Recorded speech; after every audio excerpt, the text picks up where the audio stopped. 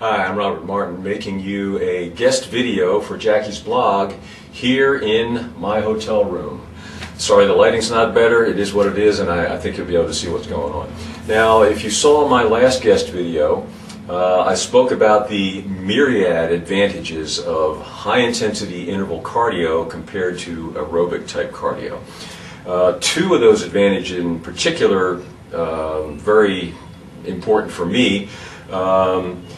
High-intensity interval cardio induces your pituitary gland to release much more youthful levels of your own natural human growth hormone, and it also ramps up your testosterone level as well. So those two advantages alone are worth the price of the admission, and you don't get those advantages from long, slow distance kind of aerobic type cardio, only from high-intensity intervals. And you know, for me, that's crucial because I will be 62 in June, and I want my growth hormone and testosterone levels to be good.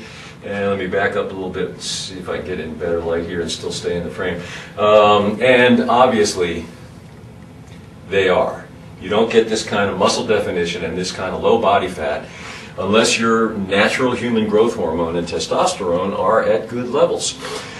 But did you know that you can also get that same advantage, ramped up growth hormone and ramped up testosterone, from your strength workouts if you do them in a specific way? In particular, if you end your last set in a particular way, and I'm going to show you exactly what that is. For instance, if you're in the gym and you're doing overhead presses with a dumbbell. When you, again, do this, if you're doing multiple sets, don't do this until your last set because it will destroy you for any further sets. There are other ways you can get intensity into your strength work, like working to failure. Personally, I don't like that. Psychologically, I don't like it. Physically, I think there are better ways to go, and I'm going to show you exactly that. So, on your last set, let's say you're doing your overhead presses and you feel like you're starting to run out of gas, but you've got maybe one or two more left in the tank. You can do a couple more reps. On that last rep, or next to the last rep, on the negative, you're going to take the negative real slow. You're going to take 10 seconds, 15 seconds, 20 seconds to lower that weight really slowly and resist and push against it all the way. And you will get intensity like you won't believe. Again, just do this at your last set. Now, I'm not in a gym. I don't have any equipment. I'm in a hotel room. But again, you don't need all that stuff. You can get and stay in great shape no matter where you are. No gym, no equipment, no excuses. In fact, my whole system was created in places like this, in hotel rooms all over the world. So what I can do to duplicate that motion, that upward pressing motion, which is great for your shoulders and triceps too, and various other muscles, deltoids, I can just turn myself upside down, do a handstand against the wall, and do handstand push-ups. Now, let me caution you immediately. If you have never done handstand push-ups, do not try them right off the bat. There's a progression that you go through to learn how to do this. And please, be careful. Be realistic about your present level of fitness, and don't try this if you're not ready for it. If you fall and land on your head, you could break your neck, okay? So be careful, be realistic. So I'm going to do a set of handstand push-ups. If you've been to my website, there's a video on there where I knock out 30 of these in a row, non-stop.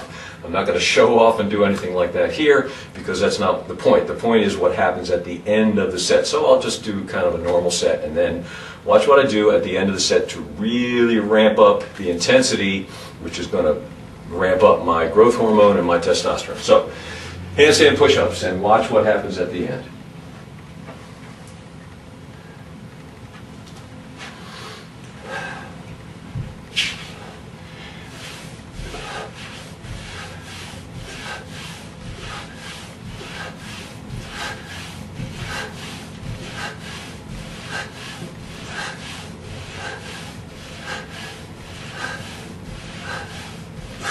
Okay, now obviously I can do a lot more, but that's not the point. Here's what we do.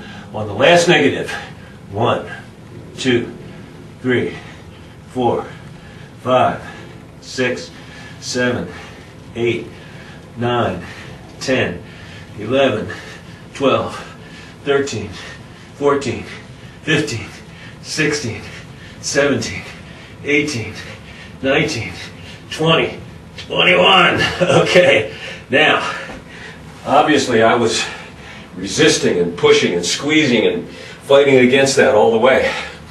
And that got me out of breath. That's intense. And by doing that, I have gotten, again, the same advantage that you get from high intensity interval cardio that you do not get from long, slow distance. Just like you will not get this kind of advantage from, little 2-pound weights and a gazillion reps. Don't waste your time with that kind of workout.